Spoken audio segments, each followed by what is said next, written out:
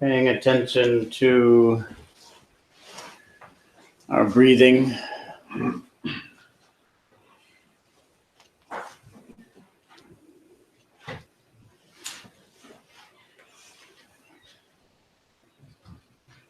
Find a posture that's comfortable, but also tall, elevated.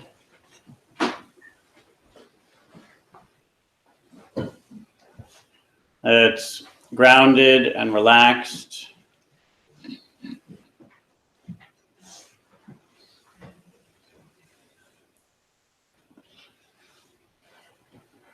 And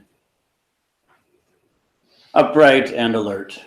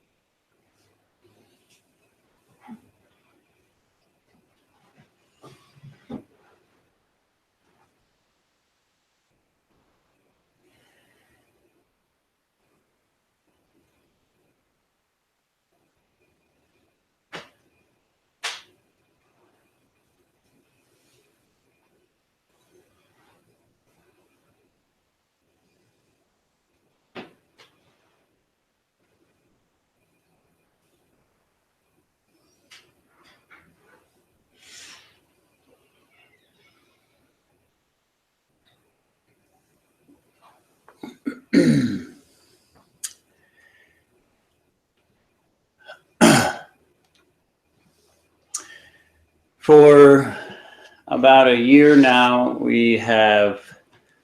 less than a year, we've been discussing the teachings of a modern sage named Pilgrim, who walked around this country for the last few decades of her life and taught the way to peace.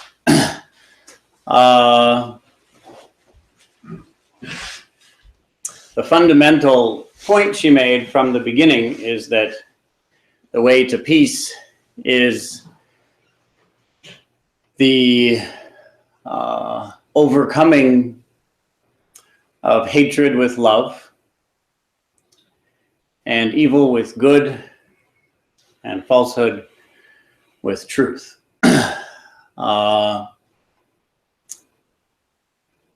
She spoke at great length, as I do, about the inner journey, the ability to make those shifts within our own minds.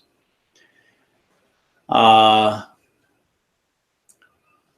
we all know how difficult that can be. We have a hateful thought, and we've determined that we would like to live without hateful thoughts. And so we hate that hateful thought. We hate ourselves for having that hateful thought. We hate the world because it's somehow broken, since hateful thoughts arise in it. And through hate, we try to overcome hate. It's extremely challenging to come to the point when we are able to have a hateful thought and overcome it with love, without making use of hate, without applying hate to hate in hopes that that will end hate. Each of us, as we live our lives and as we do a practice in silence and stillness, each of us comes to see how challenging it is to set aside hateful thoughts, tendencies, set aside unbeneficial, maybe we'd say. She said evil, so evil or unhelpful, unskillful thoughts and tendencies, to set aside untrue, false, inaccurate thoughts and tendencies. How difficult it is to set aside those things without trying to make use of those things, even for the task of setting them aside. We become deeply aware of that challenge. And as we become deeply aware of that challenge, it's of the utmost importance that we accept that as the fundamental challenge. That we don't have the impression that we're wasting our time, that it's not doing any good, that we're not getting anywhere. Every time we apply ourselves in that way, we are achieving the end, or achieving the goal of the path. The goal of the path is to walk the path. And each time we take a step, we're walking the path. And it's very important for us to take that attitude of appreciation for the efforts we're making as we acknowledge the thoughts, the feelings, the habits, the tendencies that are not helpful, that are not skillful, and learn how to overcome them without applying them to their own dissolution. We acknowledge that that requires a great deal of skill, and that coming to the point of having that level of skill is a path, and walking that path has value. This is often very difficult for us to see clearly.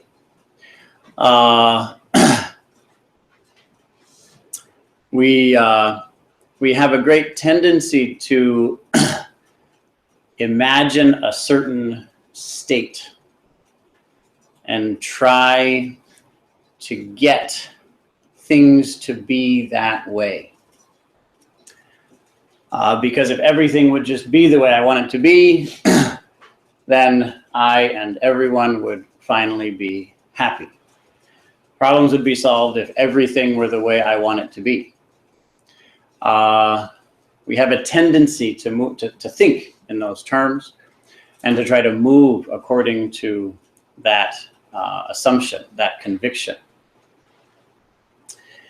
But as we follow this path, as we take stock of our thoughts, our emotions, our tendencies, our patterns, our habits, we come to value the work, value the process, value the direct experience of working with unskillful tendencies and finding a new way of moving independent of those tendencies. Well, it isn't just hard when it comes to our thoughts. And today I'd like to talk about, in particular, a more overt aspect of this, and that is our behaviors, our objective behaviors.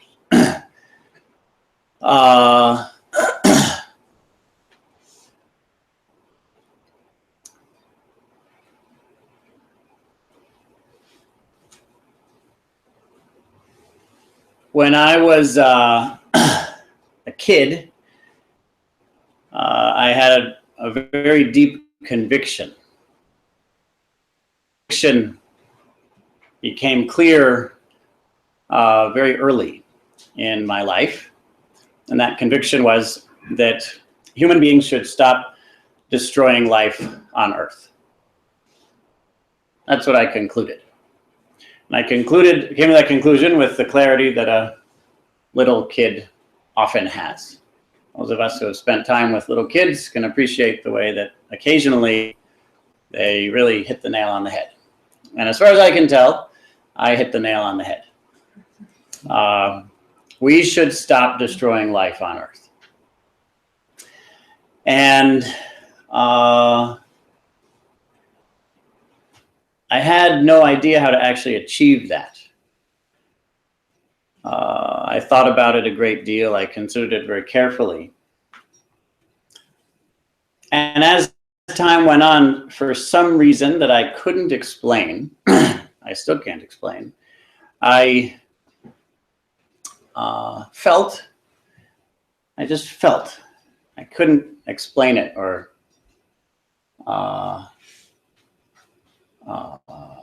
justify it. But I had the feeling that somehow it would be helpful if I lived at the top of a mountain alone for several months. I just had that sense. And I would dream about it. In high school, I'd consider, oh, how nice it would be to be a hermit at the top of a mountain, achieving absolutely nothing. Somehow that would be helpful. I don't know why, but somehow it would be helpful. And soon after high school, about a year after I, is it a year? 2 years after I finished high school, I did it. And some of you here are probably very familiar with Smuggler's Notch. Smuggler's Notch is a beautiful, mysterious canyon that's at the top of Mount Mansfield. If you don't know it, then you might want to go hiking there at some point. It's an incredible place. So I spent January, February, and March, 20 years ago, I guess. It was 20 years ago, right? 20 years ago, at the top of that mountain. And I'm talking to my mother now, who's in the back, and I think you remember it because you were afraid, I think, for most of the 3 months that I was going to freeze to death, and that would be it. But I didn't freeze to death, and I had a wonderful time, and it was, in fact, very helpful for moving in this direction.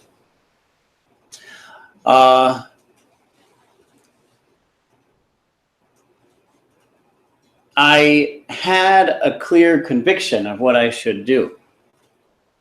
I didn't know what would happen.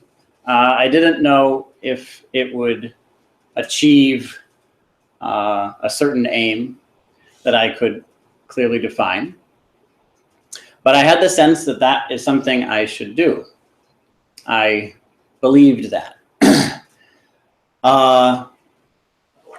And I think I was very fortunate at that age to throw myself in to doing the thing that I deeply believed I should do. Because it set a certain direction for me. It set a tendency of its own, which was, if you really believe you should do something, then do it. And if you mess up, turns out to have been a bad idea, then okay, messed up. It was a bad idea. If it turns out to be a good thing, then great, it's a good thing. But in any case, put your beliefs to the test. And the test is life. The test is how we actually live. And Peace Pilgrim, in the quote that I chose for this week, talks about this, that it takes a long time, and she talked about it taking 15 years.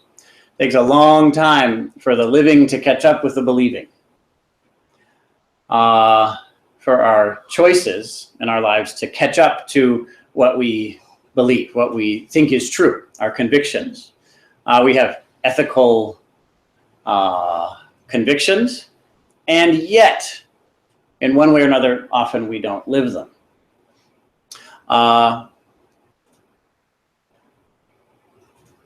At one point, some of you here, it's sort of nice for me to know that there are people in the room who have had this experience. You live in a monastery for quite a while, and you spend your life sitting still and having people get mad at you for being a minute or two late to meditation.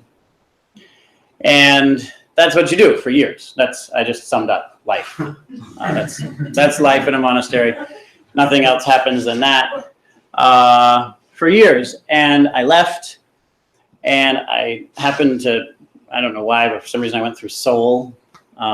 I don't even know where I was going. I don't know if I was going back to the US or to India or where I was going. But in any case, I was leaving the monastery in Japan, and I was in the Seoul airport, sitting at a table.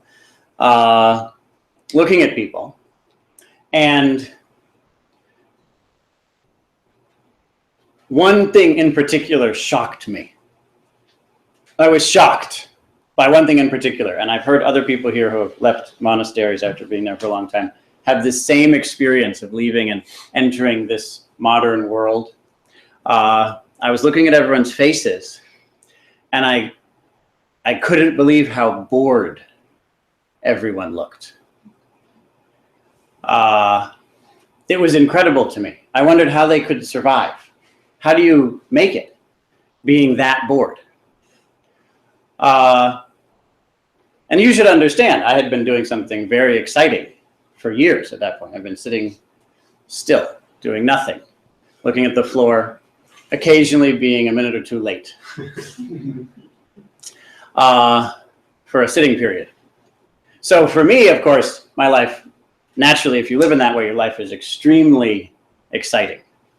It's more exciting often than you can handle. It's often overwhelmingly exciting, as the people here who live in monasteries know.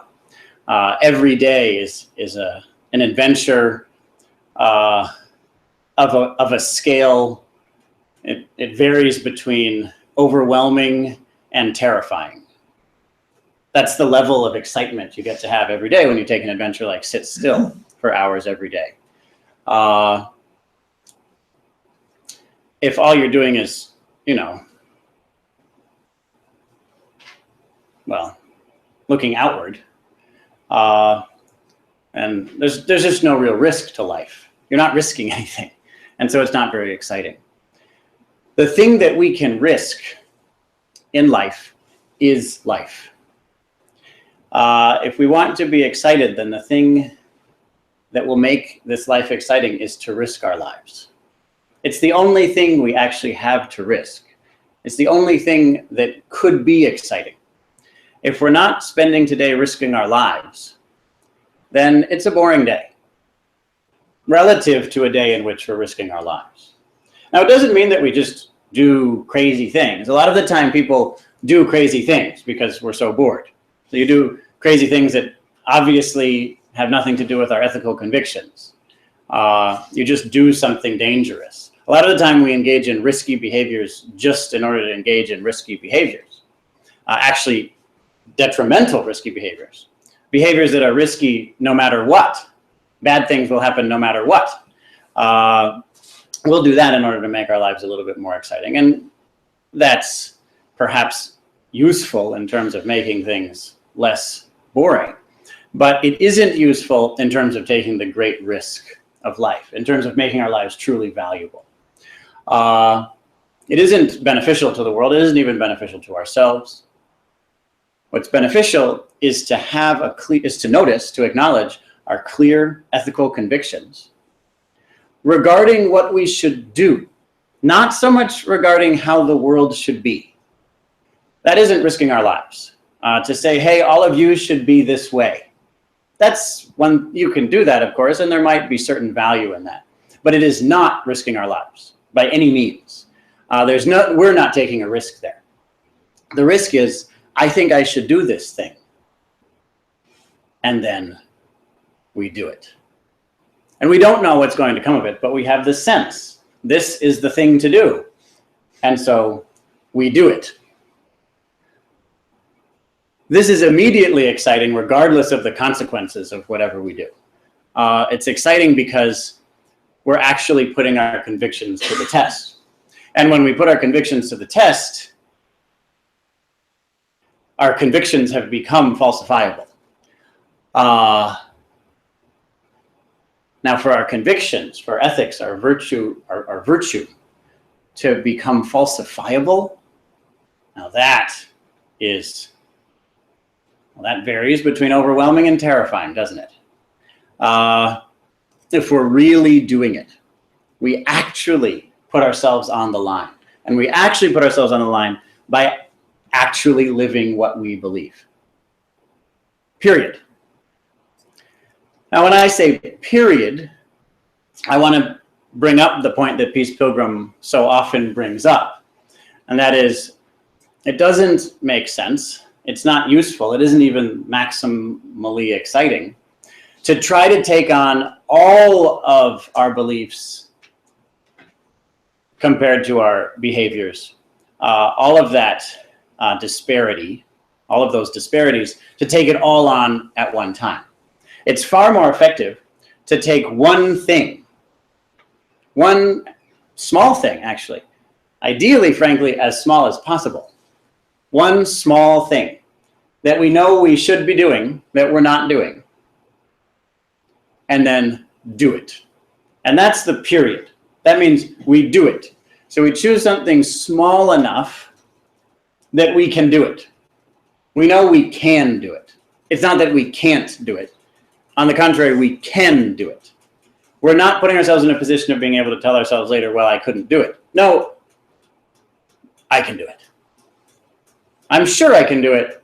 The only question is, will I do it? It has to be small enough, clear enough to be like that, so that we know we can do it, we just aren't doing it. So now I will do it. And then we do it, period. And that's the period. And that period, the significance of it is, it should feel a little bit like jumping off a cliff, and that there isn't a way back. I've done a lot of spiritual ceremonies, and a spiritual ceremony, which we're doing this evening, is useful in particular if once you begin, there's only one way to end. Meaning you have to go through the whole thing. You can't get halfway through and then turn back and maybe think about it and get back to it sometime. Once you begin, you have to finish. There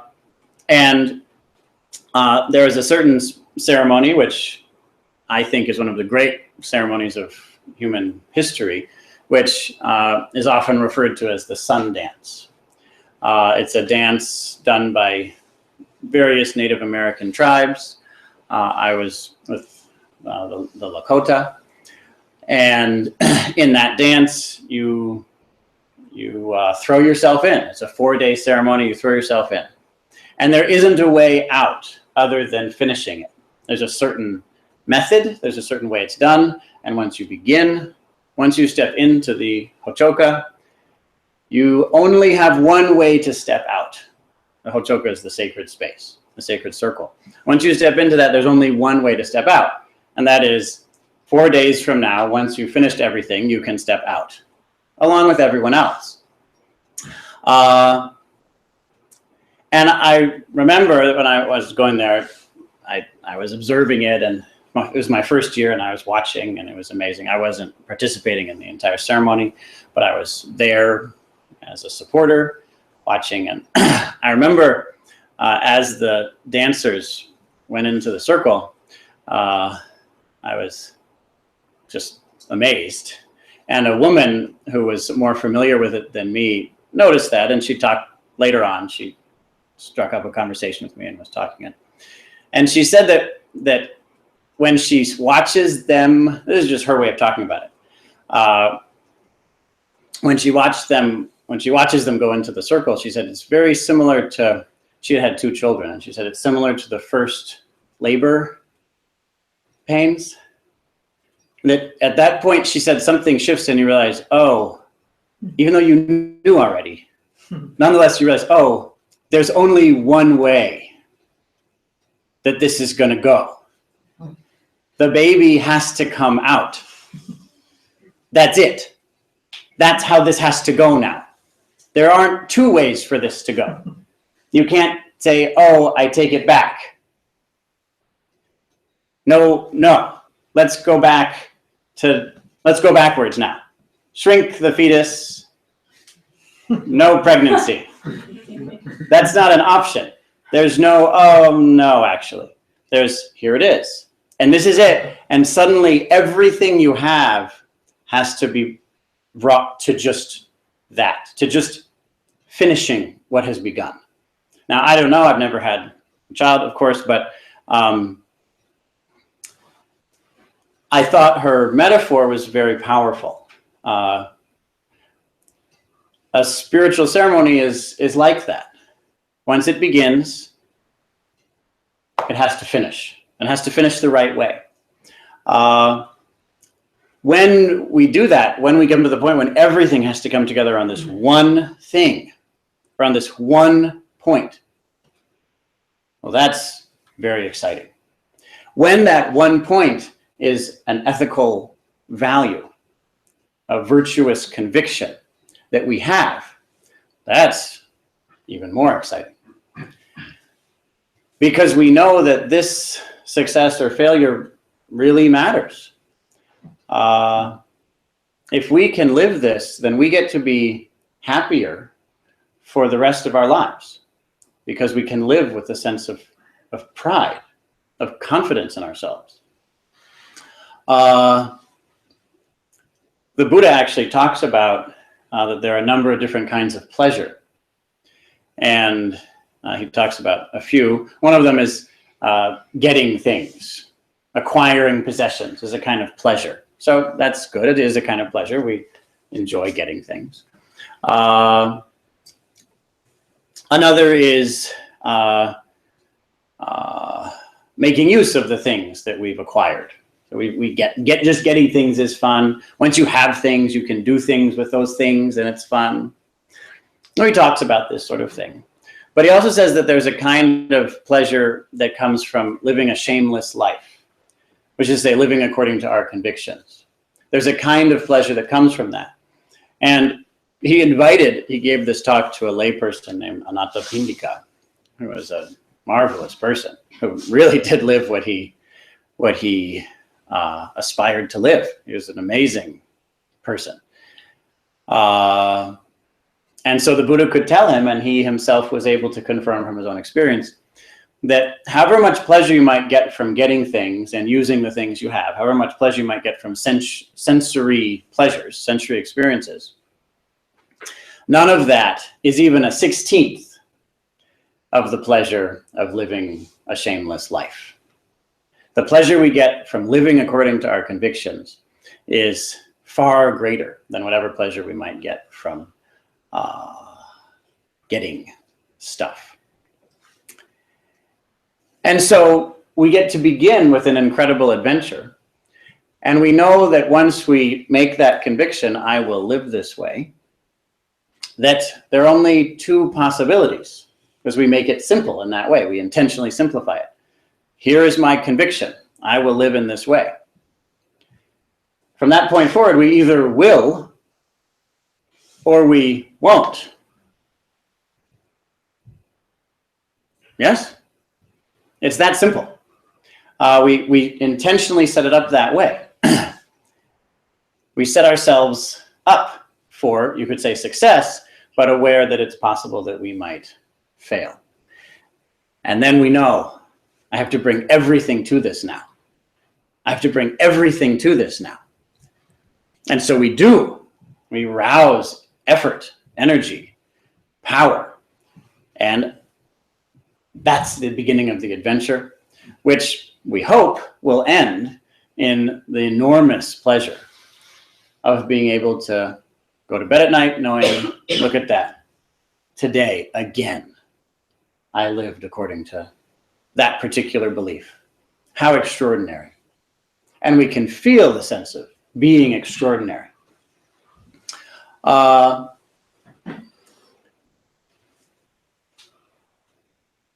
then we do it again. Once that becomes our pattern, once we can live that way without a lot of effort, then we take the next one. We take the next belief that we're not living, conviction that we're not demonstrating. And that's our next adventure, which can result in the next deep pleasure.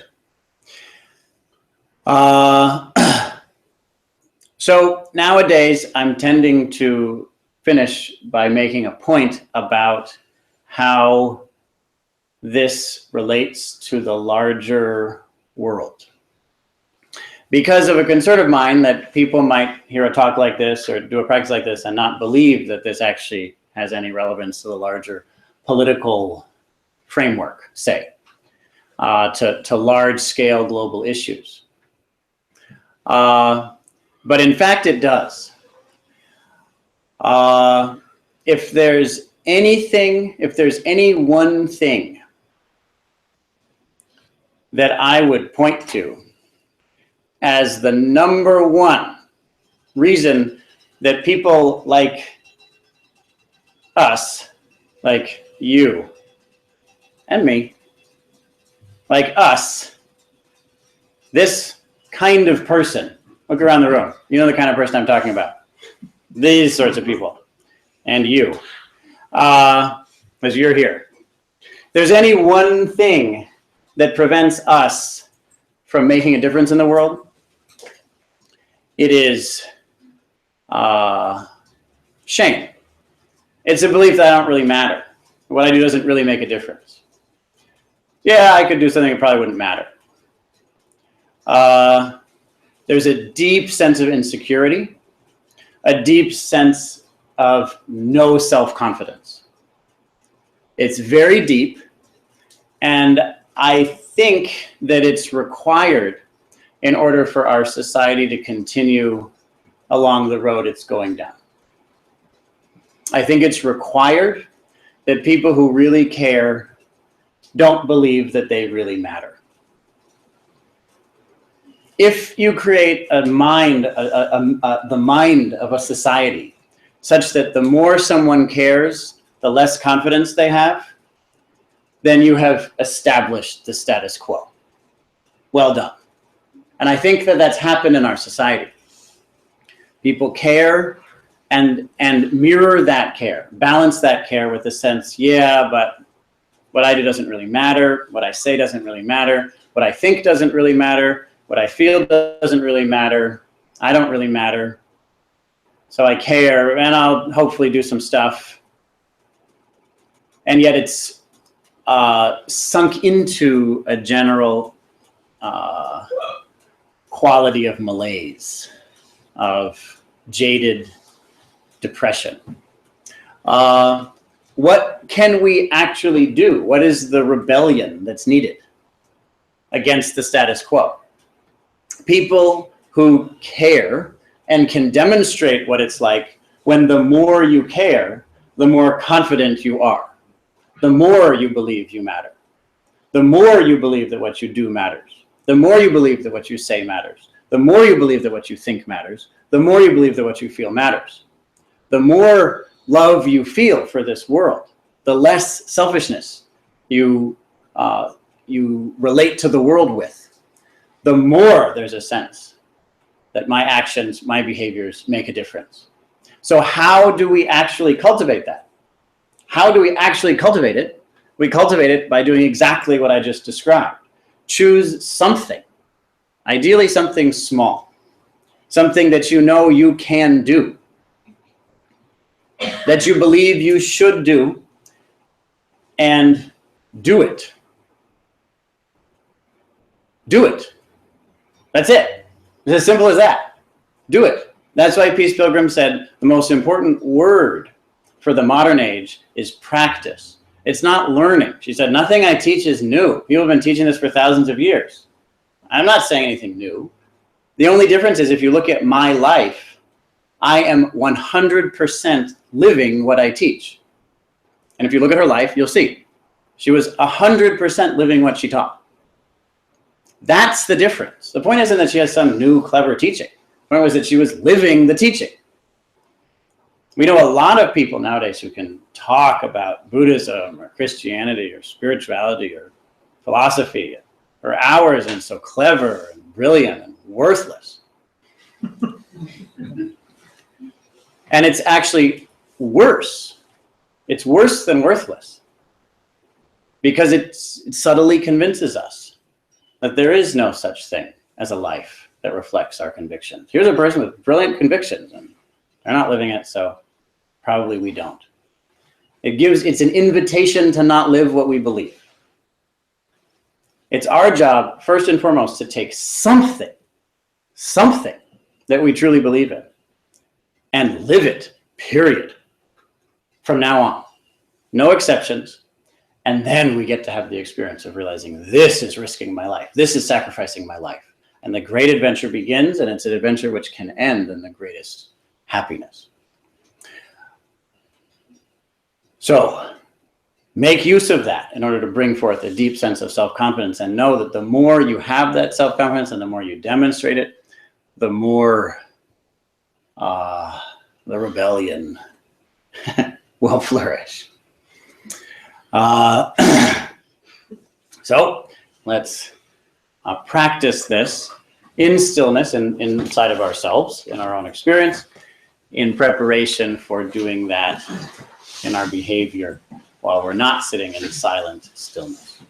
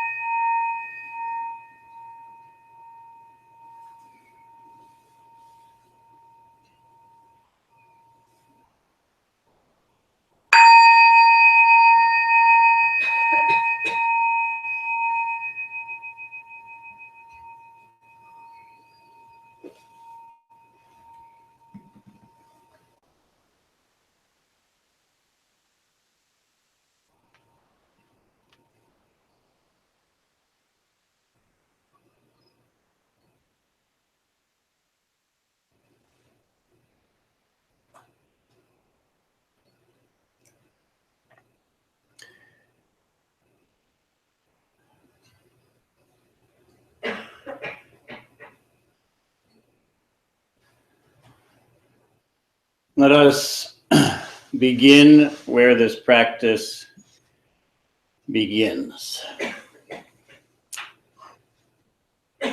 That is in our bodies. Begin with a posture that demonstrates magnificence, energy, confidence, tranquility. It is tall and also relaxed. Do your best, for example, to not sit against the back of the chair, but to support your own weight.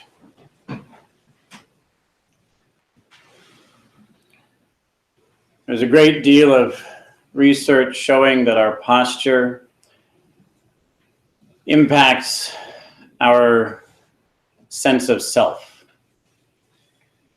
That if we have a posture that's caved in,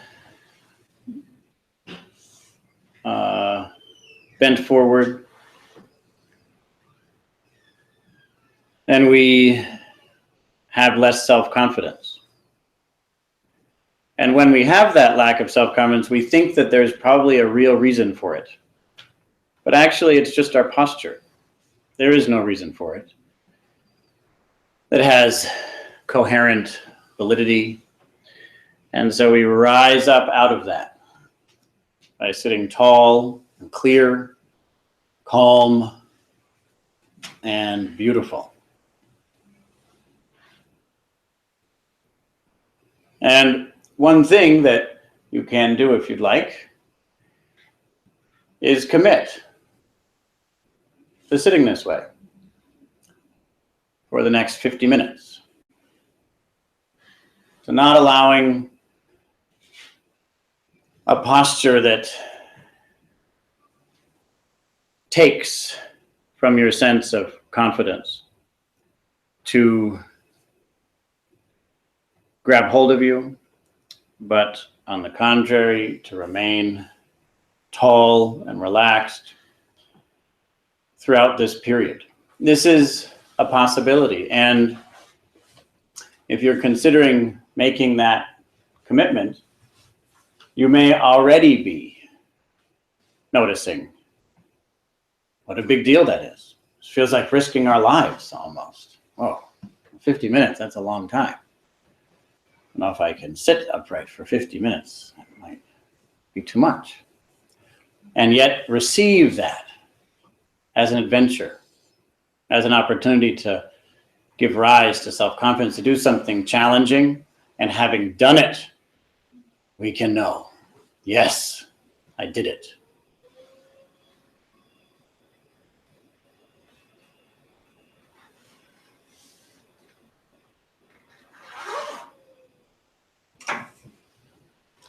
If it's too much to make that commitment, then that's okay. You can simply commit to whatever it is, whatever has to happen, not leaning against the back of the chair. At least that. Maybe I'll lie down on the floor. Maybe I'll slump over the whole time. That's fine. I'm not committing anything other than not leaning against the back of the chair. That's all. And then we stay with that, and in staying with that, we have developed confidence because we have actually done, actually demonstrated, actually lived one of our choices, one of our convictions. As small as that may seem, is an enormous opportunity for confidence.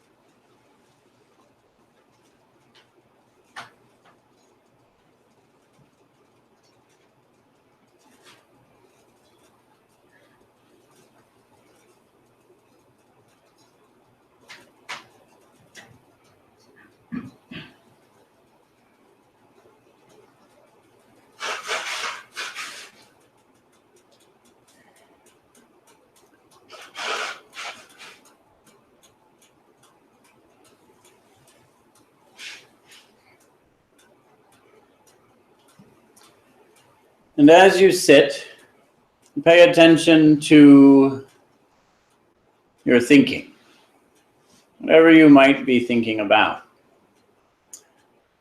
As you pay attention to your thinking, you'll find that there are two possibilities. You're either thinking or you're not thinking about anything at all. These are the two possibilities.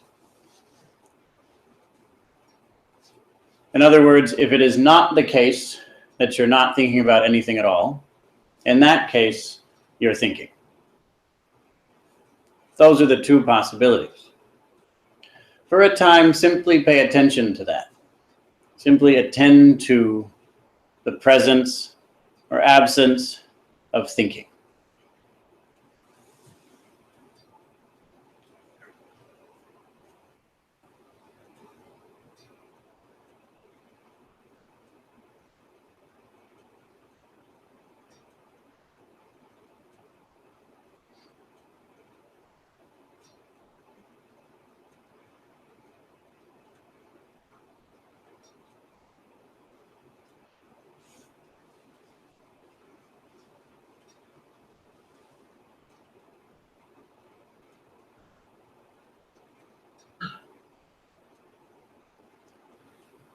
If there's thinking, there's no need to try to get rid of it or even change it. Simply pay attention to what it's like to experience thinking. If there's no thinking, There's no need to try to start thinking or to change your experience of not thinking. Simply pay attention to the experience of not thinking. Attend to that clearly. What is it like to experience thinking? What's it like to experience not thinking? You may be thinking all the time. That's fine. What's that like? You may not be thinking at all. That's fine. What's that like? Different people are different, and none of us are wrong in having one or the other experience. Attend to what it's like. What is the experience of thinking? What is the experience of not thinking? Without any preference between them, attending to whichever one is happening at this time.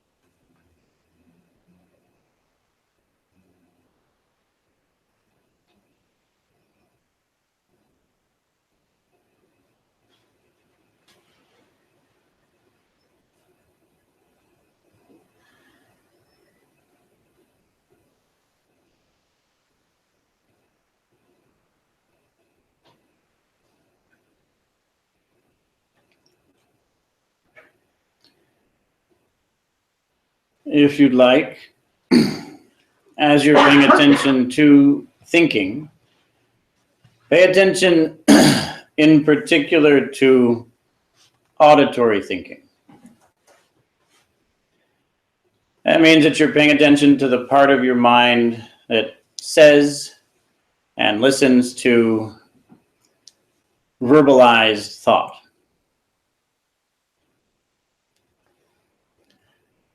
Occasionally, of course, other forms of auditory thinking may arise, such as music in your mind. But for now, pay attention to verbalized thinking. That means words, chatter, talking in your mind. Sometimes you may have that, and sometimes you may not have that. Therefore, the part of your mind that speaks and listens at any given time might be hearing, or it might be resting. You might be hearing thoughts, or the part of your mind that would hear thoughts, say thoughts, hear thoughts, that part is resting. So if you'd like to maintain a very crisp concentration, then continually say in your mind, hearing or resting, depending on, at any given moment, whether there are words or not. Naturally, as you do this, don't label these two labels of hearing or resting. They're meant to engage, but also appropriate that part of your mind in order to balance things.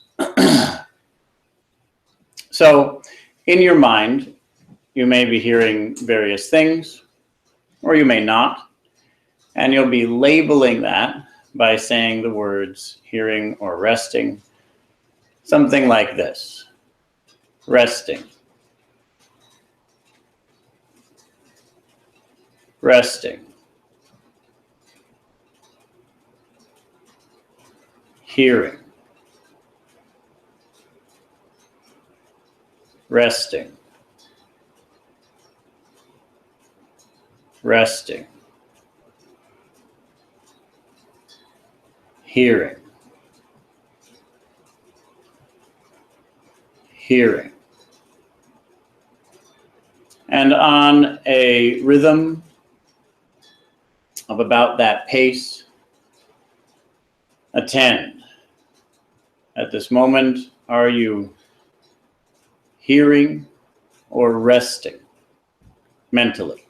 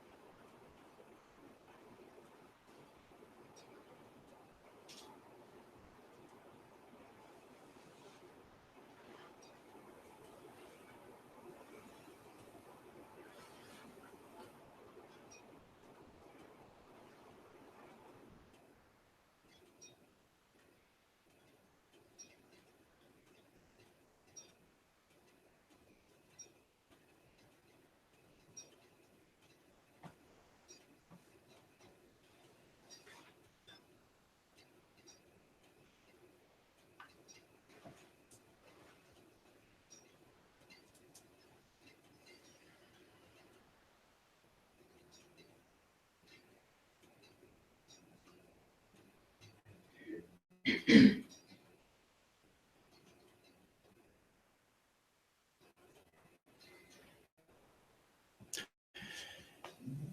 you'd like, you can.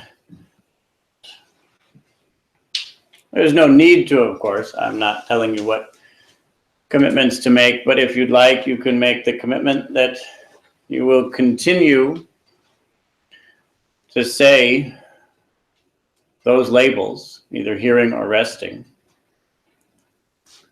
for the next 5 minutes without stopping, without missing any. You can make that commitment if you'd like. At every few seconds, you will say in your mind one of those two labels. Of course, you may attempt to say the one that is correct, but I wouldn't recommend committing to that because sometimes we make mistakes and it may be asking too much of ourselves. We may just guess and turn out to be wrong, especially if we're committing to saying it every few seconds. That alone is an enormous challenge. And if it's too great of a challenge, then that's fine. That's fine. You can make a different challenge, which is simply that you'll say one or the other word every few seconds, attempting to be correct. And if you get distracted, then within 10 seconds or so of realizing that you're distracted, you'll start labeling again. So then you've built in the possibility that you might get distracted, and it's not a problem. Sometimes that happens.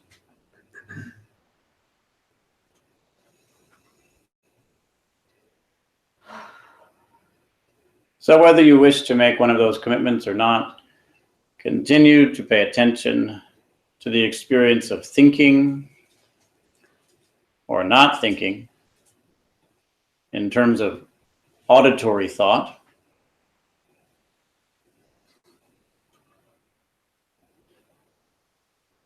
and tracking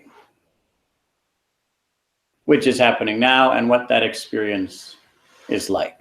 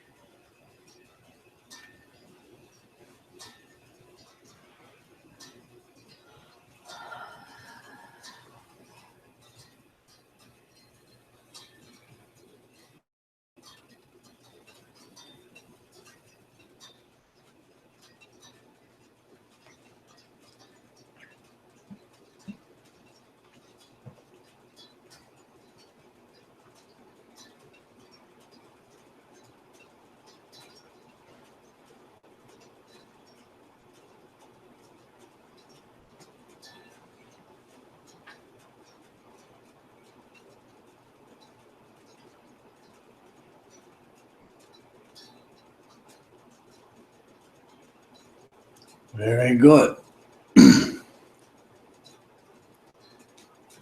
If you'd like to continue with that method, then please do so. But if you'd like to switch to something more active, then feel free to bring up intentionally a certain thought, a certain sentence, for example.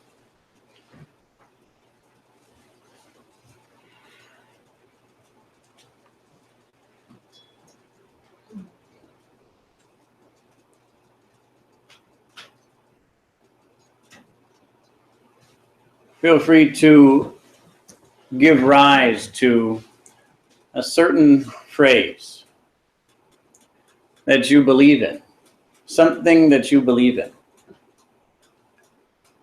as you can say in words.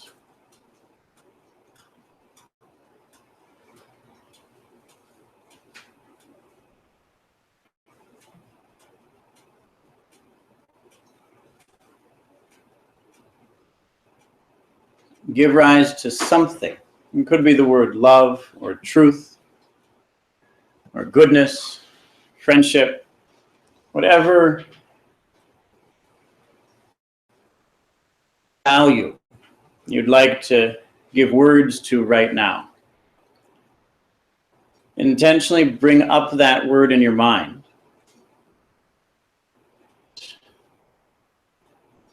Again and again. So that it is constantly present in your mind. And as you're doing this, you may find that there's a certain like to breathe that feels like it's in accordance with that word. Or there may be a certain way that you'd like to move that's in accordance with that. You may want to get up and find a different posture that's in accordance with that word. You may want to lie down or walk around simply because it feels that that's in accordance with that value that you're giving voice to in your mind. Or you may find that you simply want to remain stationary because that seems to be in accordance with that value.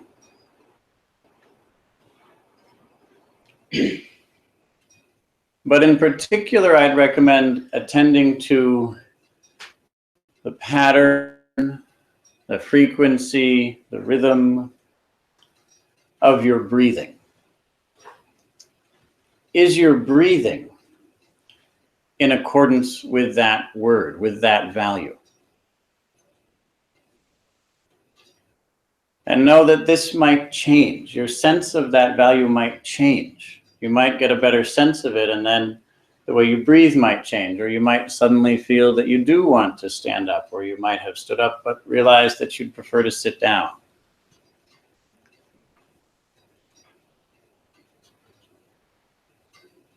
In any case,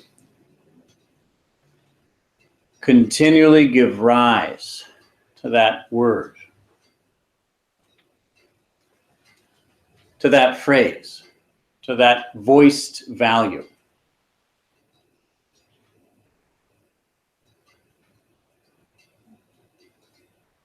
Perhaps also attend to the way you're breathing.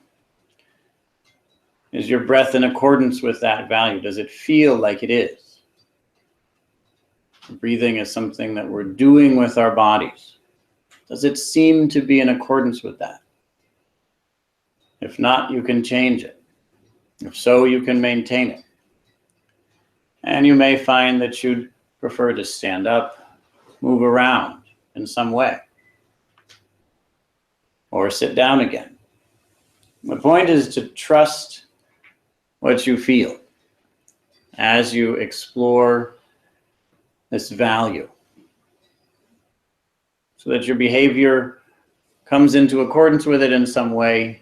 And as I say, in particular, the kind of behavior worth looking at is your breathing. So for me, I'm attending to the word friendship, And I'm paying attention. Am I breathing in the way a friendly person breathes? Well, I don't know. I wonder what it feels like to breathe this way. Does it feel like friendship? I can change it if it doesn't. I have that power. And in that way, we explore our values and our behaviors by continually bringing that value to mind so that we're changing the way our thinking is functioning. And we're allowing that to be demonstrated in our bodies, in particular in our breathing.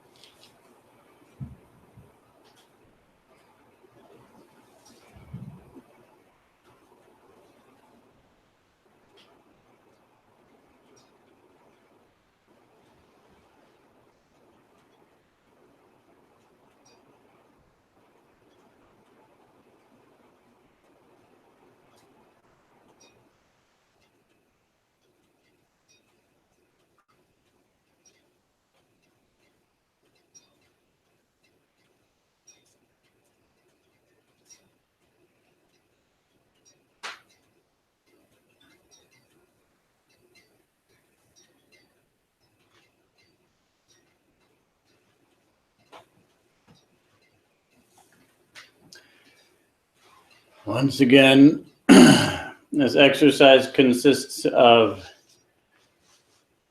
repeatedly filling your mind with the awareness of a certain value, something which you believe is good.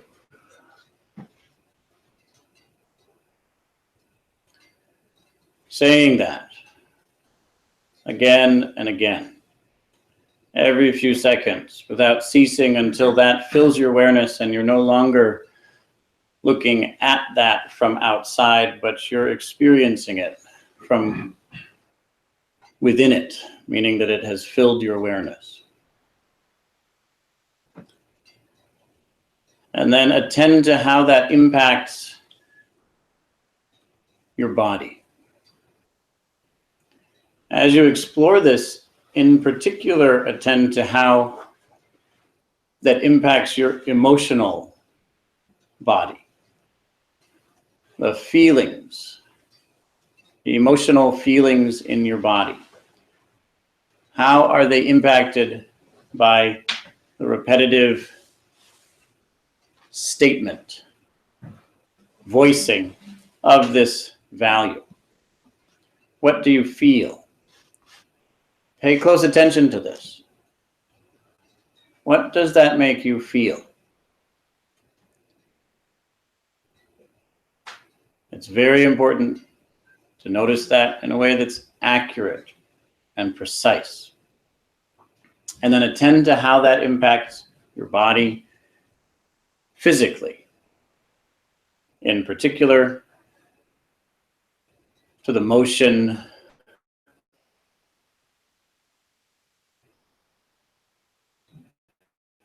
So once again, you're filling your mind, voiced value again and again, something that you consider to be good. You then attend to the emotional experience in your body. It's associated with that mental experience of that word or phrase. And then finally, attend to how that changes the physical behavior of your body, how you're sitting, how you're moving, and in particular, how you're breathing.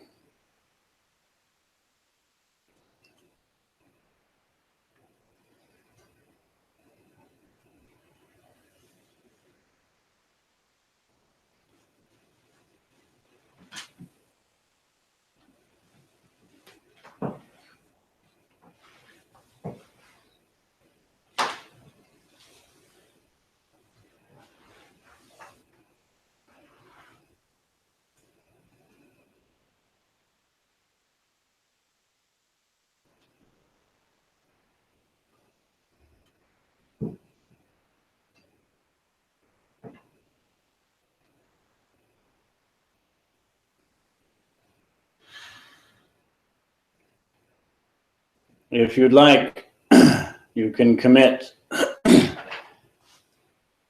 to continuing with that 3-step process every few seconds for the remainder of the session, for the next 5 minutes.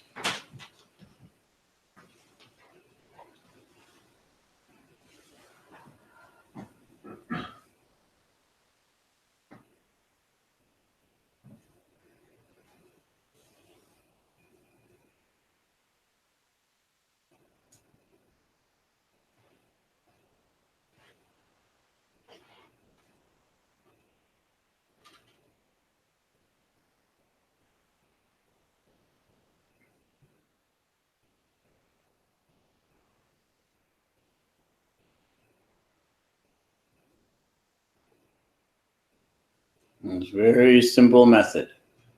Hear, feel, move. Hear, feel, move.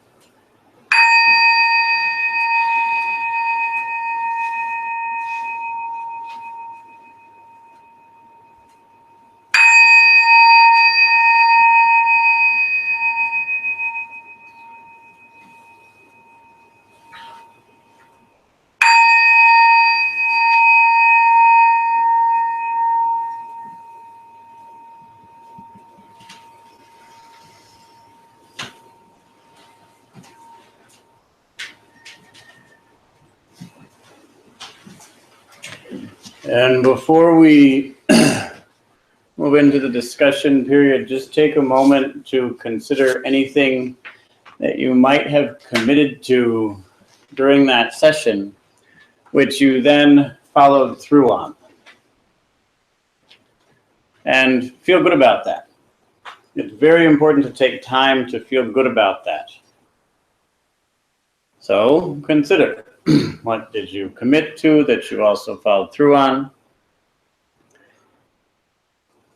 Take a moment to allow that to build your sense of confidence.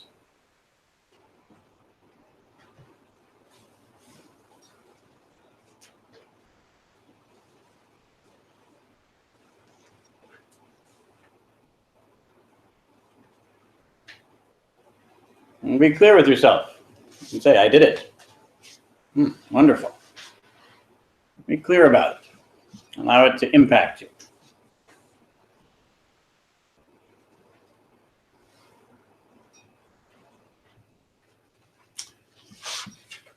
Very good. So this is a time for discussion, questions, answers, reports, comments, anything at all.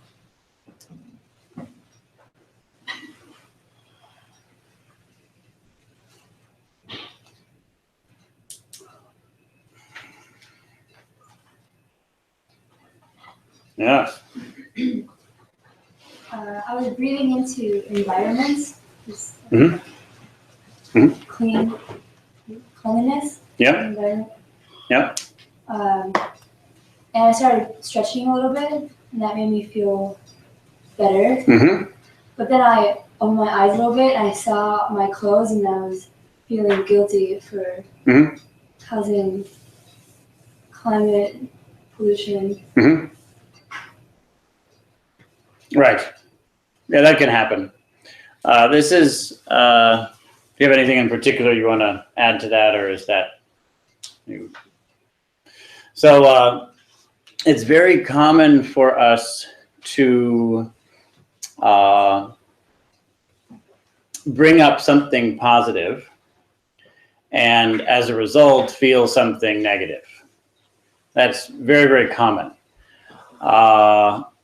It's probably the most common report regarding a technique like this. Some way we bring up something positive and then feel bad for any number of reasons. One thing I'd want to mention before we go into the details is that the direction of causality is often less clear than we might have thought. So what does that mean? Well, you said, I saw my clothes, therefore I felt bad, right? It's common as we explore it to discover, I felt bad, so I searched for something to justify that feeling. My perception looked for some reason. There's some bad feeling. What's the reason? Well, I found it. This is the reason. Now I have permission to feel bad because my mind has grasped on to a reason. And when we have that, then we kind of give ourselves permission to feel bad. So sometimes we notice something that makes us feel bad. Sometimes we feel bad, so we notice something that can be used as a reason that we feel bad. As Hayden over here once said, when my body feels a certain way, my mind will search for a reason that it feels that way. We'll search for justification. But sometimes we just feel a certain way. And it's okay to just feel that way. So maybe we feel bad about the environment, feel bad about what's happening, and it might be okay to just feel bad.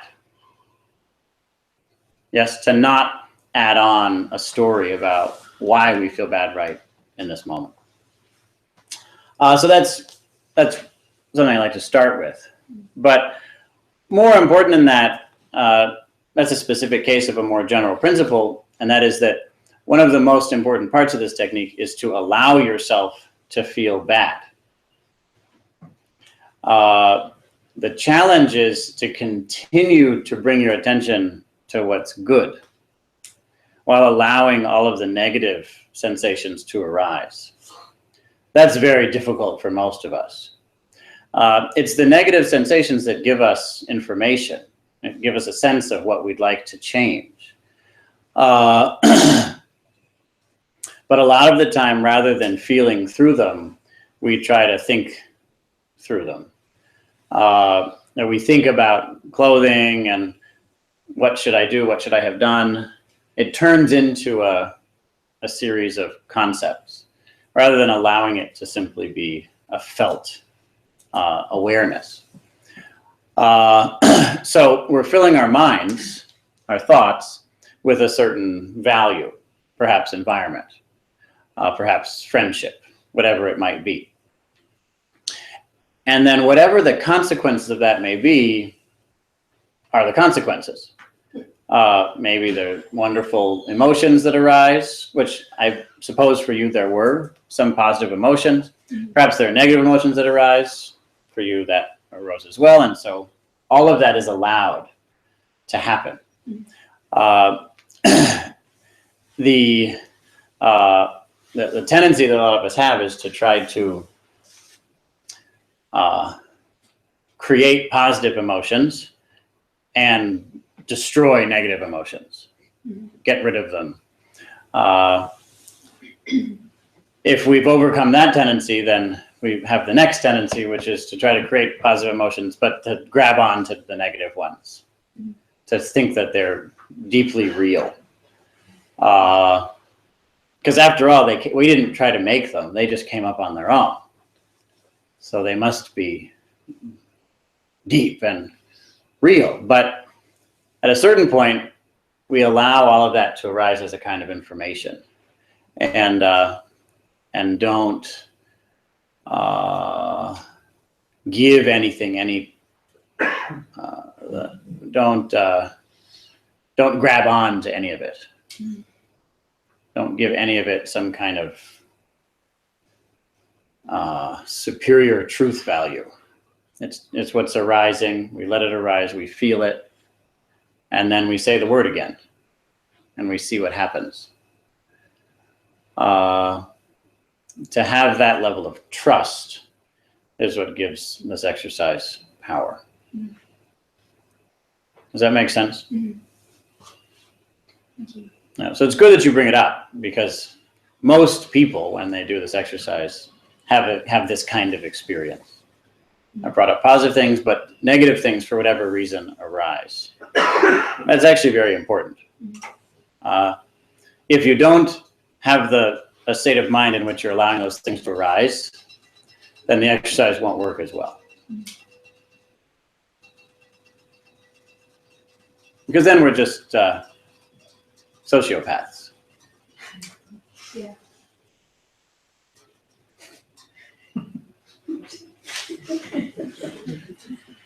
One more thing. Yeah, please. Is it good to stick with, say, like environment? Because I switched to health. Yeah, you could switch. It's fine to switch. Okay.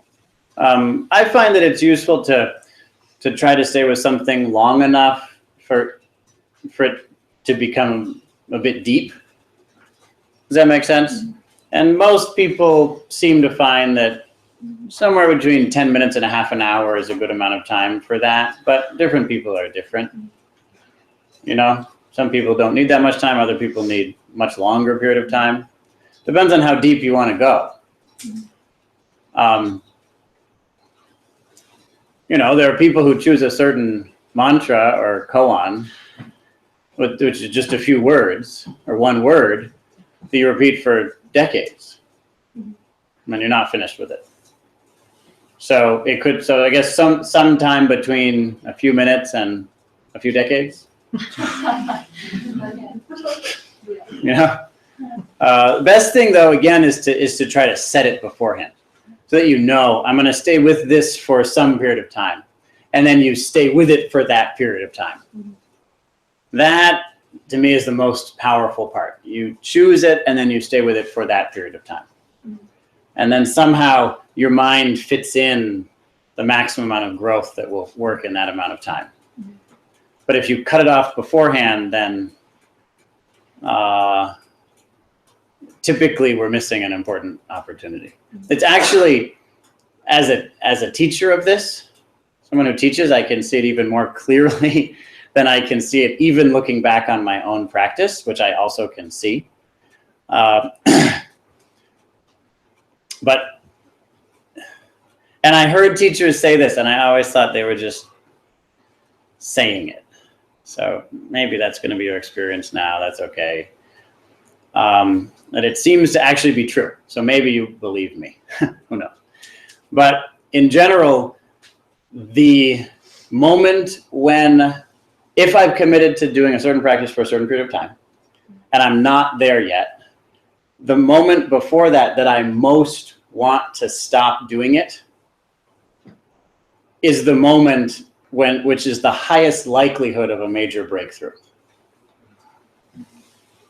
Can you say that again? Yeah. So you're doing the practice for a certain period of time, and you're going to realize something. We're doing this, you have some kind of insight or purification. So the moment just before such an insight or purification would happen, or soon before, not maybe immediately before, but when that purification or insight is going to happen, just before that is the most likely time a person will conclude, now it's time to stop doing this practice. Oh, never mind. Oh, actually, that's the other practice so good to do. Wow. Or whatever. I have all these tasks I have to do. I'll cut off the meditation early today. Whatever it is that when there's a very compelling reason to stop doing this technique, that's a really important cue that if you keep on doing this technique, you'll probably have an insight or a major purification. It's generally the case, and it's hard to see because it seems so compelling. Now's the time to stop doing this method. Definitely. It's so clear. I don't even know why it's clear. It just is clear. Well, the reason it's clear is that something is about to shift, and we don't know what it is, and we can't imagine what it is. A new life is about to open up that we can't imagine, and that's frightening. There's a deeply unknown experience, a deeply unknown, fundamentally unknown experience that may be about to arise, and we have the sense that it may arise now, and we feel like, oh, actually, maybe I don't want to go through with this after all. I thought I wanted a major insight or purification. I thought I wanted my life to change, but now I don't know if it's so true. So that task list, that's what's important, right? That other method, that one would work better. Well, it would work better for maintaining the status quo. It turns out that we're afraid of a real shift. And so we realize that there's a deeper aversion to awakening than we had suspected. But unfortunately, we typically don't realize that because we buy into the reasoning and never realize that that's aversion. We thought it was interest and skillfulness. So it's very tricky because we don't want this path to become something that just makes us distrust our feelings, where every time we think we should do something, we think, well, that's definitely the wrong thing to do then. So we have a really, does that make sense? So it isn't that every time I want to do something, it's the wrong thing to do. That isn't the lesson that we're learning here. What we're learning is once we make a commitment, we follow through. That's the lesson. It isn't that every time you want to use a certain technique, it's the wrong technique. It's that once you've committed to doing a certain technique for 10 minutes or 10 hours or 10 years or whatever, once you've made that commitment, you stick with that commitment. And in sticking with it, the transformation takes place. And whatever it is that tells us, no, your commitments don't matter, that we should question. That should be very wary of trusting that which distrusts. Yeah, that's probably a good way to put it. Actually, I'll stop there. We should be very wary of trusting distrust.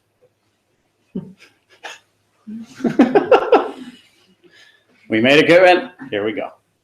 I trusted that it would be good to do it. I don't know why, but here goes. The deep faith in that. Yeah. I've noticed this pattern that I've been getting into for the last few weeks. Mm-hmm. And it's been a pattern of like putting myself in so much shame and so much guilt. Yeah. And thinking that I just like I'm not taking care of myself. Mm-hmm. And that I deserve to do harm to my body. Mm-hmm. And that I deserve to be thinking so negatively about myself, and that I don't even, and that like the thoughts that I have about the future. There was once a time where it was like this thought is like, yes, like this is amazing thought, and I trust myself that I'm going to be able to do this. Mm-hmm. A thought like that during these times are just like, it's just like, who is that person? Like, right. No way, you cannot do that. And so I find myself really falling deep into shame and guilt. And then something happens where it gets so bad. It gets so incredibly bad that I remember practice, and I remember my breath, and it's just like one step into entertaining those thoughts, or it's just like I don't want to do harm to my body, and I get like it's just so deeply known that I don't want to do that anymore, and so then following my breath or moving with my body, it's so much stronger. But it's like I fall so low, and then I remember, and it carries me. But like I just feel that the practice, like I just don't want to go so. I mean, I just don't want it to become a pattern, and just like okay, like it's okay to do this because I've been here before, and eventually it breaks, and then I start to forgive myself, or I don't know what happens, and it does seem like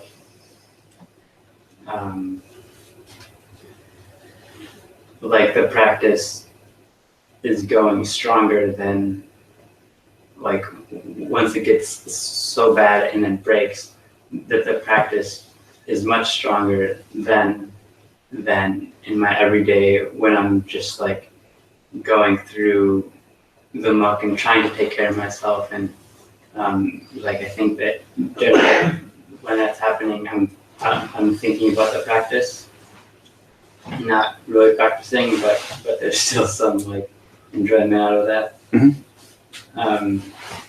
And so I was just wondering what you had to say about that, and like, and I feel that it's because I'm having trouble committing to something and sticking to it when I'm feeling decent. And there's something where I justify that it has to get so bad, and then only then is it like undeniable that it's worth following my breath or moving with my body.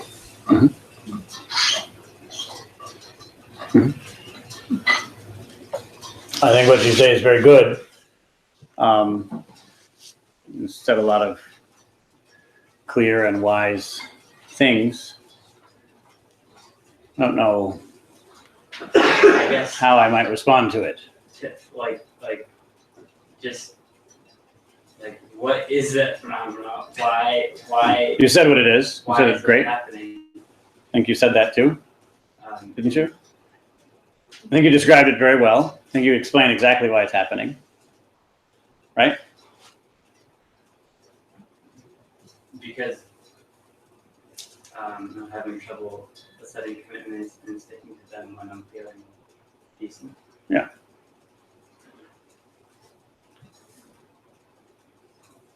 Mhm.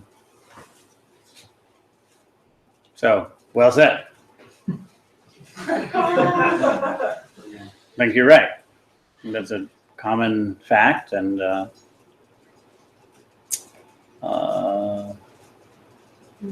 don't know how to add any more clarity to the clarity you just showed us. I guess are there Yeah. like huge Mhm. things to watch out for when this pattern is happening? Well, there are a lot of different things to look out for. A lot of different ways of looking at it. When you say look out for, you mean are there certain aspects of this pattern that are particularly dangerous? Is that what you mean when you say are there things to look out for? Yeah. Yeah, things to look out for is that it takes so long. Just a waste of time. It's a long pattern, right? Takes a while to go from practicing to being okay to not practicing to getting bad to practicing. That just takes a while, right? Yeah. So all that time is time that could be better spent. So that's what you should look out for, wasting your life.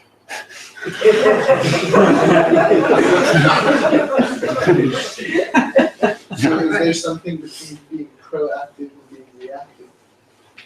What do you mean when you say proactive and reactive? Do you mind if we? Being, yeah. I apologize. Being proactive in this Yeah. space would be.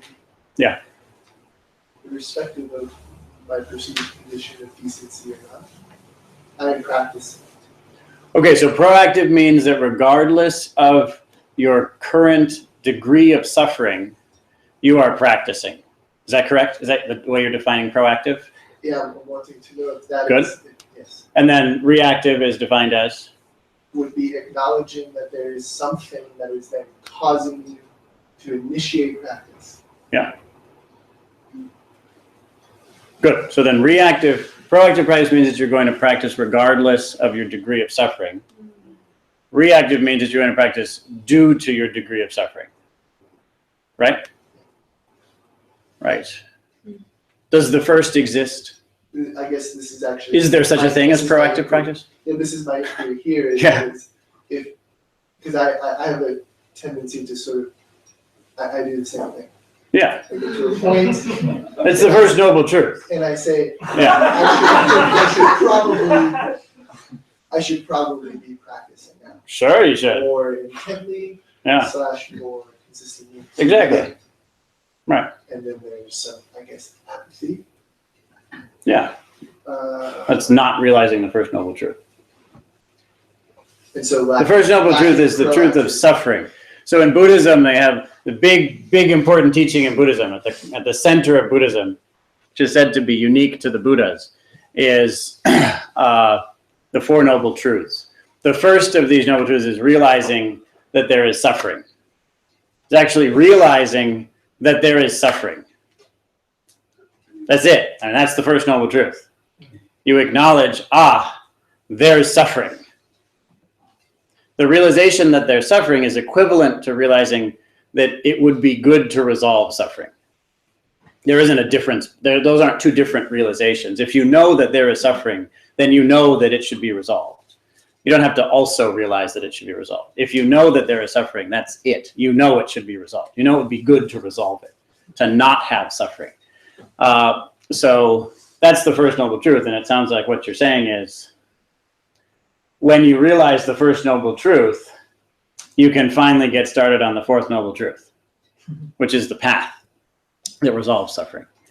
Right? Isn't that what you both are saying? Am I wrong? I'm happy to be wrong about that. I guess it's just a matter of how broad our vision is, our perception is of the suffering. If we're narrowing it in a time when the suffering here is like feeling very apparent, if we're narrowing it, it could be a longer period of time before we respond. Yeah, the real danger. To resolve. So, in my 1 minute remaining, I'd say that the great danger, the thing to look out for, is having suffering and not noticing it. That's the real danger. That'll wreck your life. Is this what you just said about being a sociopath? That is one aspect of being a sociopath. That's so right. If I was sitting and I had nothing coming up that seemed negative. Negative is narrower than dukkha, than suffering. Okay.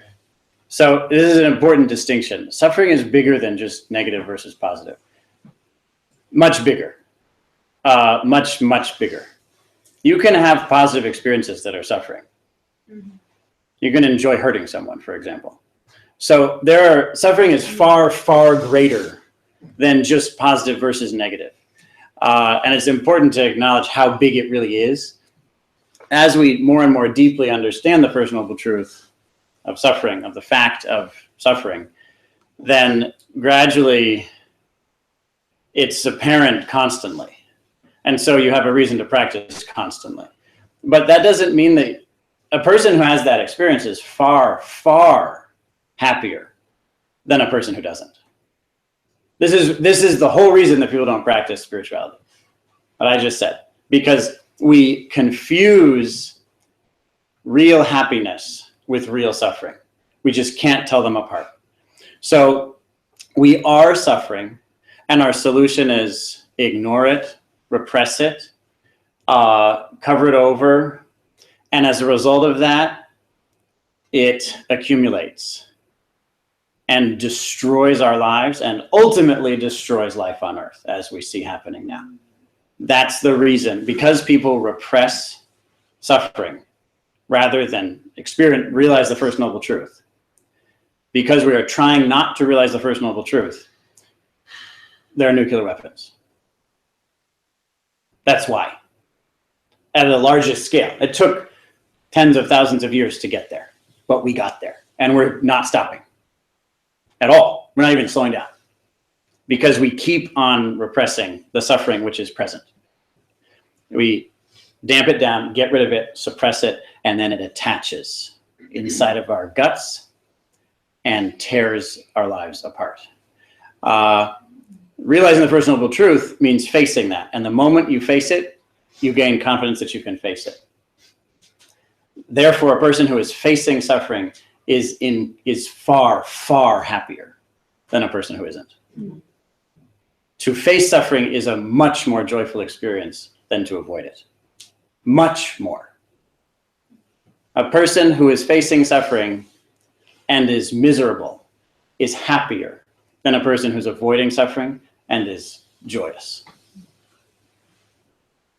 But that is very hard for human beings to see. And because of that, our lives are a shambles and we're doing horrifying evil for the sake of our repression patterns.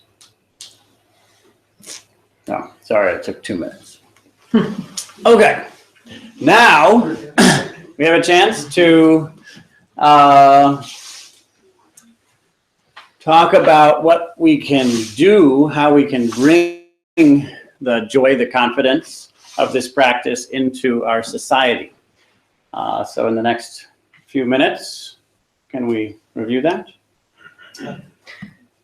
Okay, so the on the document that's on the bottom, very bottom of the email that was sent out this week, there's already some events listed. I'll quickly just go through a few of them to get you excited. There's a movie in Montpelier on Monday about the origins of the LGBTQ movement from when it started to become a movement, actually. There is a 350 Vermont Node meeting also on Monday. There is a open mic that is prioritizing artists of color on Monday as well.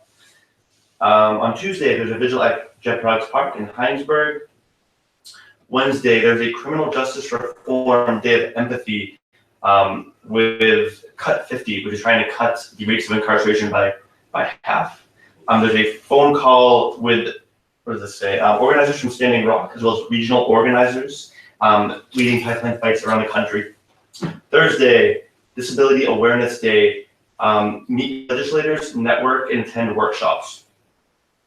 Another vigil at Jet Products Park on Thursday, and then a workshop, Mobile Security for Activists. Great.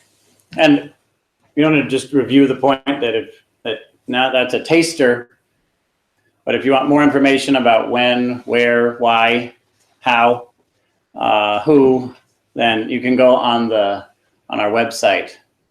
That we sent out an email about this on Thursday, I believe. So you can look at that email. In it, there's a document you can click on and then see all the details for these events so that you can attend them. So this is just to remind, oh, I would like to go to the vigil. Great. In that case, I'll go on that email and find out where it is so that I can do that. How exciting. That was more clear. Yeah, so and to be even more clear, it's not on the website. It's on the document listed at the bottom of the email we sent out. And you can all add events to it. If you find any for this week, go to the document and add your own events as well. Yeah, everyone here can edit it. Just add your own stuff as much as you want.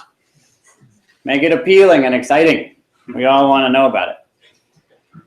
As much relevant stuff as you want. Very good point.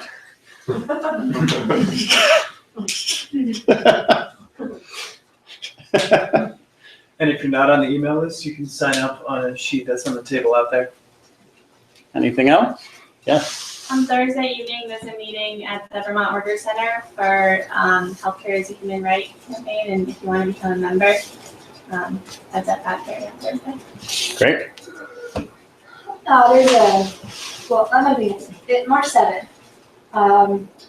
There's a vote for city council, and for Ward 2 or 3, talk to me. I met Jenny's girl last night, and she's really good. Really great. You can right now, or ideally in a few minutes, on your mobile phone, install Signal. It's an encrypted SMS app, sends encrypted messages with other people who use Signal. Also can be your default fallback SMS app. You should use it regardless of whether or not you have anything to hide, and in fact, especially if you don't have anything to hide. The more people who use it for boring, commonplace things, the easier it is for people who need to use it for whatever reason to use it.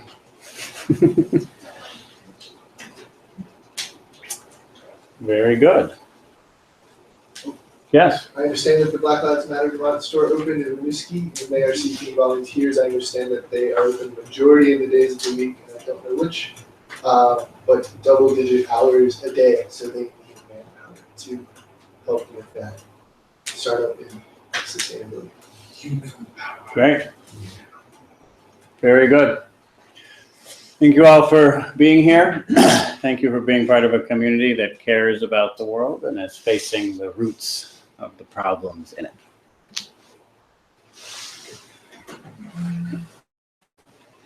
There will be chanting in here at 7:15. You're all invited. Please join us. Thank you.